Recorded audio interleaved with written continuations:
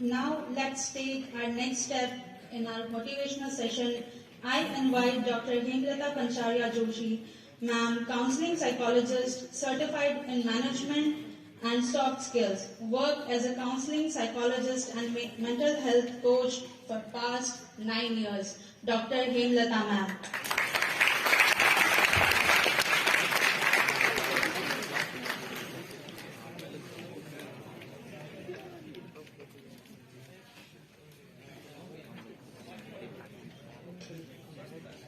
नमस्कार। नमस्कार। Hello. Hello ma'am. अरे नमस्कार तो हो जाए। नमस्कार मैडम। नमस्कार। यस, मैं देखना चाह रही थी एनर्जी कितनी है सेशन को लेकर। बहुत है मैम। है ना? Yes ma'am. या फिर आज शायद आप लोग टेस्ट के बाद आए तो मन नहीं है? No ma'am. ऐसा तो नहीं है ना?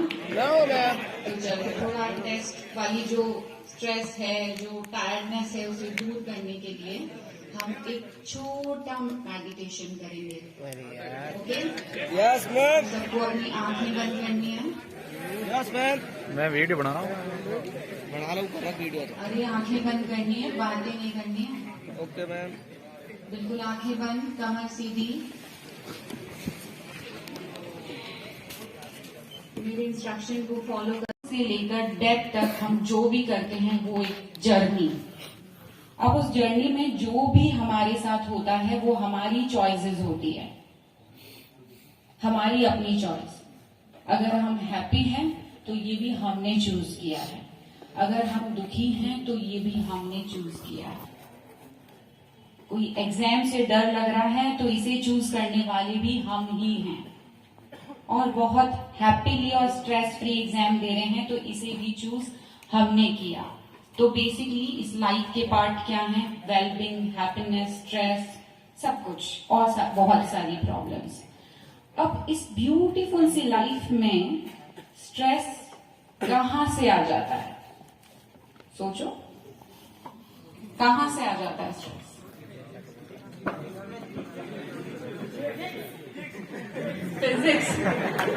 फिजिक्स वाले सर को बता दीजिएगा, फिजिक्स से स्ट्रेस आता है। DI sir. देखो, फिजिक्स के अलावा भी बहुत सारी रीजंस हो सकते हैं स्ट्रेस के। DI sir.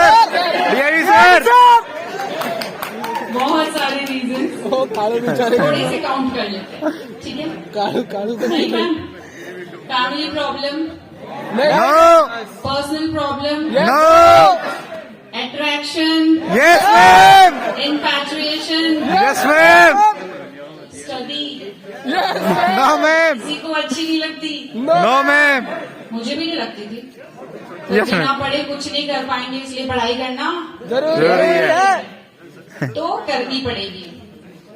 तो फिर स्ट्रेस के रीजंस बहुत सारे हो सकते हैं। फाइनेंशियल प्रॉब्लम हो सकती है, ना। फैमिली प्रॉब्लम हो सकती DI सर है, है। DI sir. Attraction, infatuation, over thinking. किसके लिए? एग्जाम की स्टडी कैसे करें? Yes ma'am.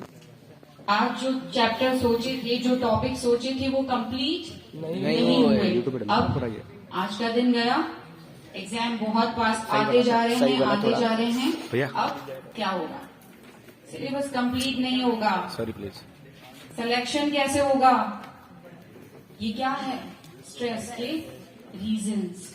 एक स्टूडेंट लाइफ में सबसे मेन रीजन जो स्ट्रेस के होते हैं वो यही होते हैं। पढ़ाई कैसे करें, टाइम टेबल फॉलो नहीं कर पा रहे हैं, एग्जाम से डर लग रहा है, एंजाइटी हो रही है, एग्जाम देने का मन नहीं कर रहा, लेकिन देना तो पड़ेगा, कोई ऑप्शन नहीं है। नहीं देंगे तो प्रिपरेशन क्यों कर रहे हैं? राइट? अब क्या थोड़ा सा डर होना जरूरी नहीं है ना? तो फिर बेसिकली थोड़ा सा जो डर है वो क्या है? Positive stress. कौन सा स्ट्रेस है? Positive stress. यानी कि एग्जाम को लेकर थोड़ा सा डर, थोड़ी सी चिंता हमें पॉजिटिव करती है हमारी स्टडी के लिए। एग्जाम से जो भी एसोसिएट फियर है वो हमें अच्छे से स्ट्रॉन्ग स्टडी करने में हेल्प करता है। अगर मैं आज ही का एग्जाम्पल लूं, अभी का इवन मैंने बहुत सारे सेशंस लिए हैं, स्टेज पे भी मुझे डर नहीं लगता, लेकिन आज मैं थोड़ी सी नर्वस हूं या थी। आज मुझे थोड़ा सा डर लग रहा था क्यों? क्योंकि आज मैं जो सेशन ले रही हूँ वो मैं अपने गुरु के सामने ले रही हूँ, मैं अपने टीचर के सामने ले रही हूँ, जिन्होंने मुझे साइकोलॉजी सिखाया, उनके सामने ले रही हूँ। तो मेरे दिमाग में ये चल रहा था, अगर आज अच्छा नहीं लिया सेशन तो कितने भी अच्छे लिए कोई फर्क नहीं पड़ता। Yes ma'am. आज अपने गुरु के सामने अच्छा सेशन लेना है। ये एक फियर था, ये क्या था? Positive stress. अब अगर मैं डर कर सोचती मलिक सर के सामने सेशन लेना है, बहुत टैलेंटेड पर्सन है, इतना नॉलेज है, ओ माय गॉड, मैं ऐसा करती हूँ कुछ भी करके आज का सेशन नहीं लेती, कोई भी बहाना बना देती हूँ, नहीं आ सकती, कुछ सडन सिचुएशन हो गई, कर सकती थी ना? Yes ma'am. वो क्या होता? नेगेटिव स्ट्रेस, एंजाइटी, सर को लेकर या सेशन को लेकर, राइट? तो सेम होता है हमारे साथ एग्जाम में। अगर स्ट्रेस पॉजिटिव है देन ओके, लेकिन स्ट्रेस अगर नेगेटिव है, यानी कि एग्जाम के बारे में सोच के आपको पसीना आ रहा है, घबराहट हो रही है, डर लग रहा है, एग्जाम की सिचुएशन में जाना ही नहीं चाह रहे हो, तो सोचने वाली बात है। तो उस वक्त क्या करना है? अपनी प्रॉब्लम को शेयर करना है। क्या करना है? शेयर करना है अपने किसी क्लोज वन के साथ, जो आपको समझता है उसी वे में, जिस वे में आप बताना चाह रहे हो। 100% हमको कोई भी नहीं समझ सकता जैसा हम चाहते हैं, लेकिन अगर 80% भी कोई समझता है तो हम रिलैक्स हो जाते हैं। तो किससे शेयर करना है? अपने किसी क्लोज पर्सन से, जो आपको जज ना करे, जो आपको समझे। क्लियर? अब दिक्कत ये आती है कि अगर हम शेयर करें कि मान लो किसी दोस्त से शेयर करें, यार एग्जाम से डर लग रहा है, यार पढ़ाई नहीं हो रही, होता है ना? और जब हम शेयर करते हैं किसी फ्रेंड से, तो फ्रेंड क्या बोलता? सबके साथ है यार, तेरे साथ क्या नया है? मेरे साथ भी है, क्या इसको लेकर इतना टेंशन कर रहा है? बोलते हैं ना दोस्त। Yes ma'am. Yes ma'am. तो क्या हुआ? हमें जज कर लिया उन्होंने कि सबके साथ है। देखो, क्लास का जो टॉपर है ना, उसको भी एग्जाम से डर लगता है, राइट? ज्यादा लगता है। और जो 3rd डिवीजन भी पास हो रहा है ना 11th 12th में, उसको भी डर लगता है, नेचुरल है, ठीक है? लेकिन अगर वो डर एक्सेसिव है कि आप प्रिपरेशन नहीं कर पा रहे हो, आप स्टडी नहीं कर पा रहे हो, तो सच में आपको मेंटल हेल्थ एक्सपर्ट से हेल्प लेनी चाहिए। ये बहुत जरूरी है। इसके पीछे रीजन ये है कि अगर आप मेंटल हेल्थ एक्सपर्ट से टाइम पे मिलकर सही गाइडेंस लेते हैं, तो आप बहुत अच्छे से अपना एग्जाम दे पाएंगे without any anxiety, without any fear. जब आपको लगे कि मुझे कोई नहीं समझ रहा, तो किसी एक्सपर्ट से आप एडवाइस लें। एंड देन एक और चीज होती है, पेरेंट्स बहुत प्रेशराइज करते हैं, एग्जाम में तुम पास होगे कि नहीं होगे, इतना टीवी देख रहे हो, इतना मोबाइल चला रहे हो, फ्रेंड्स के साथ घूम रहे हो, parties, movies, what is this? कौन करता है मैम? पढ़ोगे कब? एग्जाम्स तो आ रहे हैं तुम्हारे, रोज तुम्हारा कुछ ना कुछ चलता रहता है, और हम क्या सोचते हैं, यार ये क्या मम्मी पापा ने रोज लगा रखा है, ये नहीं करना, वो नहीं करना, मैं जिंदगी कब जीऊंगा? की तो रही नहीं, अंदर तो बना दी, बस ऊपर का एक्चुअली क्या है ना, अब आपको पेरेंट्स को भी समझना है। कैसे? अगर वो हमें डांटते हैं तो क्या वो हमसे प्यार नहीं करते? तभी तो डांटते हैं ना, क्योंकि वो हमसे प्यार करते हैं। प्यार ही तो नहीं करते ना, उनको प्यार करना है। डिस्टर्ब हो गया, डिस्ट्रैक्ट हो गया या हो गई, तो इसका सिलेक्शन नहीं होगा, ये स्टडी नहीं कर पाएंगी, और स्टडी नहीं करेंगे तो ऑटोमेटिकली सिलेक्शन नहीं होगा। जब वो हमसे प्यार करते हैं तो वो डरते हैं कि कहीं हमारा बच्चा फेल ना हो जाए, इसलिए वो हमको रेस्ट्रिक्ट कर देते हैं, बाउंडेशन में डाल देते हैं, ये नहीं करना और वो नहीं करना। लेकिन इसका मतलब बिल्कुल भी नहीं है कि वो आपसे प्यार नहीं करते हैं। बहुत सारे बच्चे पर्सनल काउंसलिंग के टाइम पे मेरे पास आकर डिस्कस करते हैं, मम्मा पापा प्यार नहीं करते मैम, उनको तो नीट क्वालिफाई करके देना है बस, चाहे हमारे साथ कुछ भी बीत रही हो। लेकिन ऐसा नहीं है। पेरेंट्स के लिए बच्चा इंपॉर्टेंट है। आपका अटेम्प्ट, आपका पास होना, आपका फेल होना उतना इम्पोर्टेंट नहीं है जितना आपकी जिंदगी।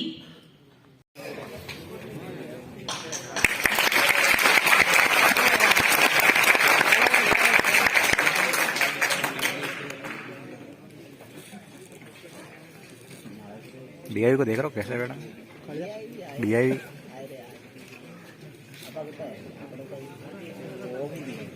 ना भाई ना। माँ शारदे और माँ भारती के चरणों में वंदन। आज के इस मोटिवेशनल सेशन में मंच पर विराजमान आपके दिनेश जी वैष्णव साहब, उत्कर्ष के ट्रेनिंग एंड प्लेसमेंट के हमारे इंचार्ज है डॉक्टर दीपक बिसा जी, और मेरी पुरानी विद्यार्थी डॉक्टर हेमलता पंचारिया जी, और प्रिय युवा विद्यार्थी। Clapping clapping clapping. वास्तव वो में महाभारत में बोलता जब था मुझे वैसी आवाज है। 2-3 दिन पहले कहा गया कि इस प्रकार नीट और जी बच्चों का एक सेशन करना है, तो बड़ी प्रसन्नता हुई, क्योंकि 2 चीजें थी। एक तो मुझे लगा कि जब मैं बच्चों से मिलूंगा तो मुझे अपना विद्यार्थी काल भी याद आ जाएगा, जब हम भी कभी इस प्रकार बैठा करते थे और स्पीकर बोला करते थे और हमारे यहाँ प्रेयर होती थी, दया कर दान भक्ति का हमें परमात्मा देना। चल रही है। और उसके बाद राष्ट्रगान होता था, तो लगा कि अपने विद्यार्थी काल में जाने का मौका मिलेगा। और सबसे खुशी इस बात की थी कि मैं उन युवाओं से मिलने जा रहा हूं जो कल आप में से ही एपीजे अब्दुल कलाम बनेंगे, वाह वाह। होमी भाभा बनेंगे। कमी करनी शरीर में आप मजा आ गया, मजा आ गया। प्रधान बनेंगे बोलना यूट्यूब और पर। आप में से एम्स के डायरेक्टर बनेंगे। ऐसे युवाओं से जब मिलने का मौका मिलता है तो वास्तव में प्रसन्नता होती है। फिर दूसरी बात ये पता चली कि मेरी स्टूडेंट हेमलता भी मेरे साथ है, स्ट्रेस में फालतू थी। मैं तो जानता ही नहीं था कि जितना मैंने इनको पढ़ाया है ये उससे कई गुना आगे हैं। और एक टीचर को उस दिन बड़ी खुशी मिलती है जब अपने विद्यार्थियों को आगे बढ़ते हुए देखता है। तो आज जो मुझे प्रसन्नता मिली है, उससे बड़ा मेरे लिए बड़ा दिन हो नहीं सकता। अब उत्कर्ष ने नीट और जी जो हम यहाँ पर काम कर रहे हैं, मैं उत्कर्ष से तब से जुड़ा हुआ हूं जब उत्कर्ष व्यास भवन में एक बीजारोपण में था। मैं तब विश्वविद्यालय में हुआ करता था, तब से निर्मल जी के साथ मेरा जुड़ाव है और उसके बाद लगातार इनके साथ जुड़ते रहे। ये तो एक मोटिवेशनल सेशन हम लोग कर रहे हैं। अभी कुछ दिन पहले हम लोगों ने एक विभाग भी बनाया है काउंसलिंग का, जिसमें मैं, डॉक्टर दीपक बिसा जी और डॉक्टर हेमलता जी हैं। ये तो आज एक ज्वाइंट सेशन है, आप बातचीत करेंगे। आपकी अगर कोई व्यक्तिगत प्रॉब्लम होगी एग्जाम के प्रति, शिक्षा के प्रति, लाइफ में कोई भी प्रॉब्लम हो, तो आप अपने हेड को नाम देंगे और हम लोग आप जहां आपकी क्लास होती है वही वीक में दिन फिक्स करेंगे और वहां आकर आपकी समस्याओं का इंडिविजुअल ये हमारा प्रयास रहेगा, क्योंकि समस्या होती ही नहीं है, मैं तो मानता ही नहीं होती सर यार। हम बहुत बात कर रहे हैं स्ट्रेस स्ट्रेस स्ट्रेस, लोड की बात कर रहे हैं। मेरा तो ये मानना है कि स्ट्रेस होती नहीं है। स्ट्रेस तो मन की सोच है, मन के हारे हार है, मन के जीते जीत। अगर हम पहले ही सरेंडर करेंगे कि एग्जाम होगा, हाय एग्जाम, डर भय, तो डरे रहेंगे। क्या है, पढ़ते हैं, क्लास का टेस्ट भी तो देते हैं। ये छोटा टेस्ट क्लास में होता है, वह बड़ा टेस्ट होगा और क्या होगा। तो कभी भी आप अपने आप को स्ट्रेस में मत लाओ। लेकिन जैसा मैडम कह रही थी, हेमलता जी कह रही थी कि स्ट्रेस 2 प्रकार के होते हैं। एक को कहते हैं यू स्ट्रेस और एक को कहते हैं डिस्ट्रेस। यू स्ट्रेस वो होता है जो पॉजिटिव होता है और डिस्ट्रेस वो होता है जो नेगेटिव होता है। आप क्यों बात करूं मैं एग्जाम की, किसी भी काम को ले लीजिए, आपको ट्रेवल करना है, सफर करना है, तो क्या थोड़ी देर पहले स्ट्रेस नहीं होता, सामान को, लगेज को तैयार करना है, अटैची को लेना है, फिर रिजर्वेशन हुआ कि नहीं, फिर वहां बस मिलेगी कि नहीं, मुझे गाड़ी मिलेगी कि नहीं, ये स्ट्रेस तो होना चाहिए। और अगर मेरे में ये स्ट्रेस नहीं है, ना तो मैं रिजर्वेशन करवाऊंगा, ना मैं अपने सामान को पैक करूंगा, और अगर मैं सामान को पैक ही नहीं करूंगा, रिजर्वेशन ही नहीं करूंगा, तो ट्रेन कहां से पकड़ूंगा।